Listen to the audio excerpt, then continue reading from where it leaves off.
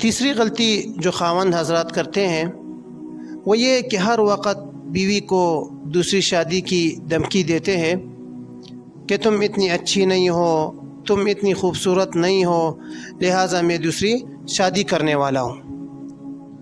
دیکھیں، شریعت نے مرد کو 4 شادیوں کی اجازت تو دی ہے، مگر جب اس کی بیوی اس کے سب تقاضے پوری کر رہی ہے تو پھر دوسری شادی کرنے کی کیا ضرورت ہے؟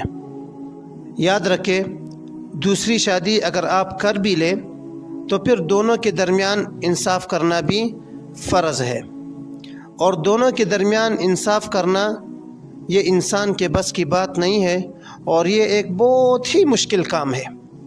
سنیے اس پر قرآن کیا کہتا ہے۔ اللہ فرماتے ہیں کہ وَإِنْ خِفْتُمْ أَلَّا تَعْدِلُوا فَوَاحِدَةً، بس اگر تم خوف کرو کہ تم ایک سے زیادہ عورتوں میں انصاف نہیں کر سکو گے، بس ایک ہی عورت کافی ہے پھر تمہارے لیے۔ تو 2-3 شادیاں اس وقت آپ کر سکتے ہو کہ جب آپ ان کے درمیان انصاف کر سکو۔ اگر آپ ان کے درمیان انصاف نہیں کر سکتے تو پھر اسی ایک عورت پر ہی گزارا کرو۔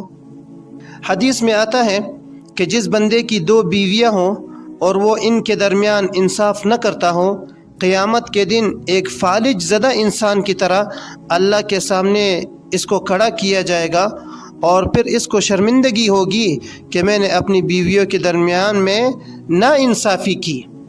تو جب ہم اتنا انصاف نہیں کر سکتے 2 بیویوں کے درمیان، تو پھر دوسری شادی کی دھمکی دینے کی کیا ضرورت ہے؟ یاد رکھیں، اگر آپ کو دوسری بیوی مل سکتی ہے تو آپ کی بیوی کو دوسرا خاوند بھی مل سکتا ہے۔ اگر آپ یہ دھمکی دیں گے کہ میں دوسری شادی کر لوں گا، تو ہو سکتا ہے کہ وہ اس کے رد عمل میں یہ جواب آپ کو دے دے کہ میں بھی دوسرا خاوند کر سکتی ہوں۔ تو یہ کتنی بے شرمی کی بات ہے۔ تو یہ تیسری غلطی تھی جو شوہر حضرات کرتے ہیں، جن کی وجہ سے گھروں کا ماحول خراب ہو جاتا ہے۔